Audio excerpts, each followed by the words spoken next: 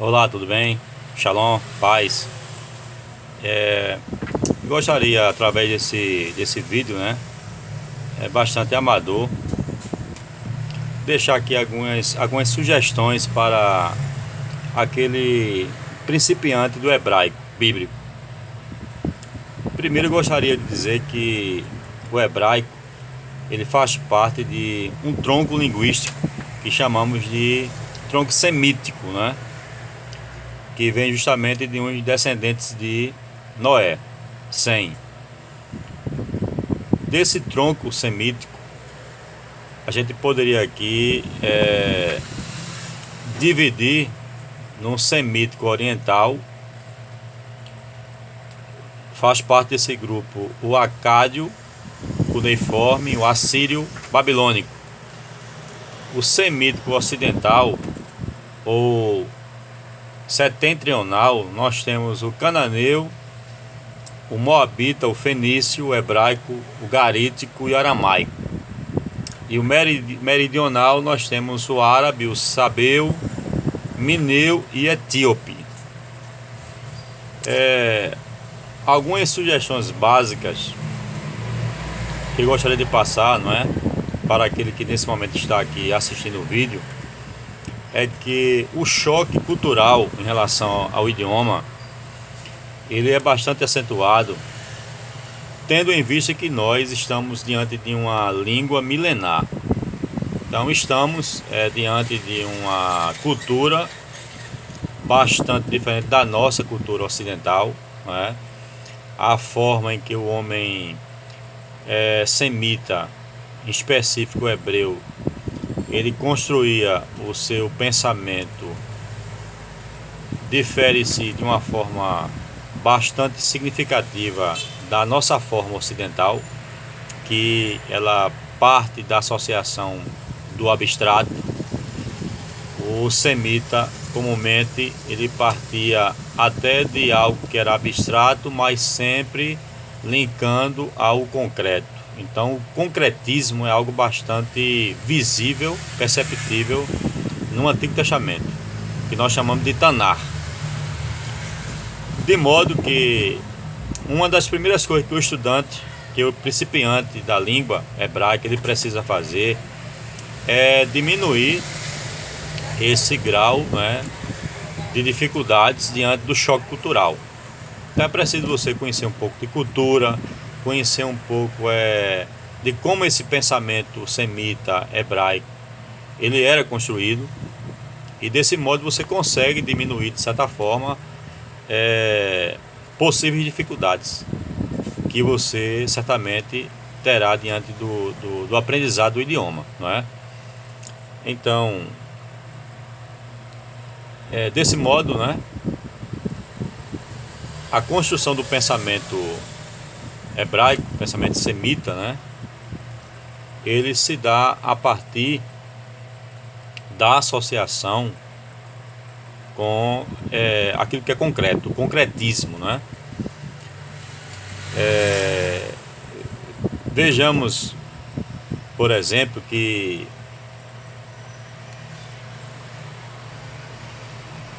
no idioma, né, na construção do conhecimento hebraico, eu vou citar aqui alguns exemplos, como a palavra, por exemplo, fé, na língua hebraica, que é emuná, pronuncia emuná. Veja Abacuque 2 e o versículo 4, né? No pensamento ocidental grego, a fé seria uma crença ou aceitação mental e intelectual.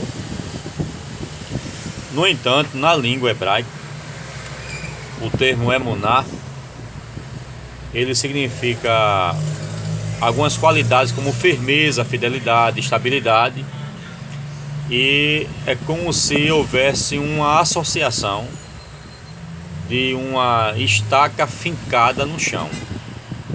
Então a palavra firme, que vem do verbo aman, ela tem a mesma raiz de emuná. Então nós percebemos dessa forma que o termo fé, não é, traz uma imprecação de algo que está firmado, arraigado, no sentido de firmeza, como se houvesse uma associação àquilo que está fincado ao chão. Então a gente tem a ideia do concretismo, né? Vamos encontrar várias expressões, no caso de Davi, não é? Veja o Salmo 42, em que ele vai falar que como o cervo, né? Ele brama pelas correntes das águas, assim suspira a minha alma por ti. Então, mais uma vez, a questão do concretismo. Salmo 125, o que espero no Senhor serão como os montes de Sião. Então, a questão de confiança linkando a questão daquilo que é concreto. Então, o concretismo está bem presente nessa construção do pensamento semita hebraico. Veja também a questão do próprio dinamismo, que é uma outra característica, né? Nas línguas ocidentais, comumente, nós temos na questão da sintaxe, né? Nós encontramos o sujeito, o verbo e depois o complemento. Na língua hebraica, o verbo comumente, seguindo a regência normal verbal do hebraico, nós temos então na sua sintaxe, primeiro o verbo, depois o sujeito e depois o complemento. Então, se fôssemos citar aqui, por exemplo, uma frase no hebraico, a gente poderia citar o primeiro versículo da Bíblia, né? O Bereshit bara Elohim ve'et hashamayim ve'et haaretz.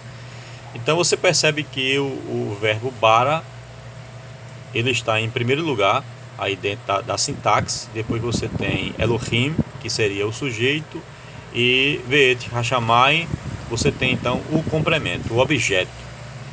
Então você percebe que o verbo está em primeiro lugar. Então é como se o homem semita, o hebreu, ele ressaltasse a questão primeiro da ação. Ele valorizasse muito a questão da ação, não é? Então essa é uma outra característica da própria construção do pensamento semita, né? Uma outra característica também é a questão da descrição funcional e pessoal. Na cosmovisão hebraica, a função, a finalidade e a utilidade dos objetos eram mais importantes do que a própria forma ou aparência, né? Veja o elogio que Salomão cita em Cantares capítulo 7, versículo 2, com relação à mulher, né? O teu ventre é um monte de trigo. Se fôssemos analisar essa expressão sobre os óculos ocidentais, a gente até poderia, né, afirmar que seria uma forma grotesca, rude, de Salomão se dirigir a uma mulher. No entanto, na cultura, né, semita, ele na verdade está fazendo um elogio, né, porque trigo fala de abundância, fala de fertilidade.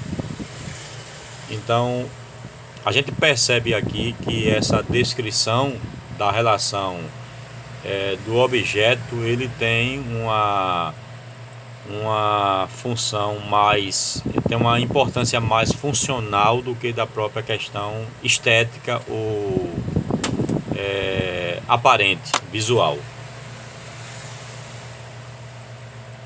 E de uma forma bastante agora sintetizada, né, a relação do objeto e a relação dele com a pessoa, né?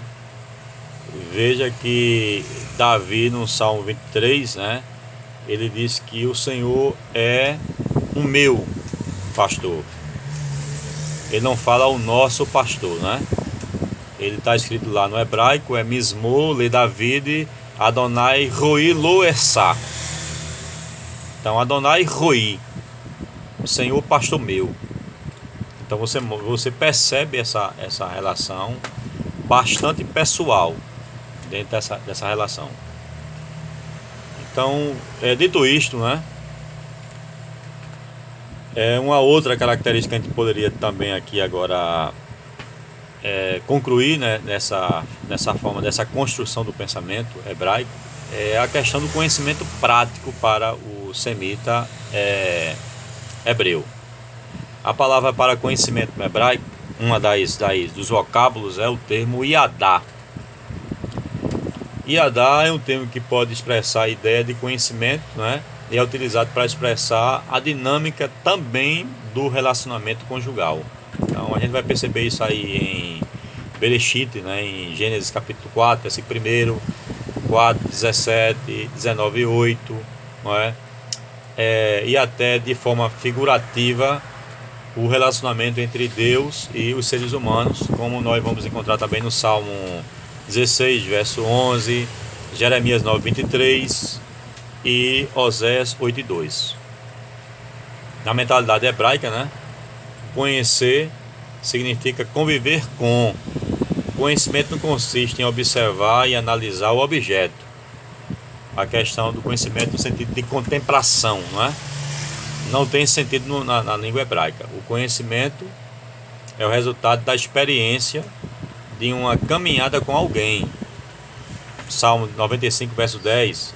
E implica o compromisso pessoal com o objeto ou a pessoa a ser conhecida.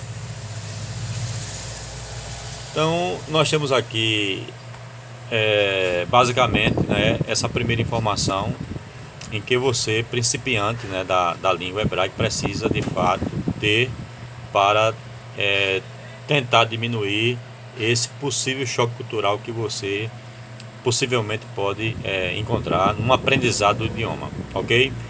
Lehi Traot, Shalom, até logo.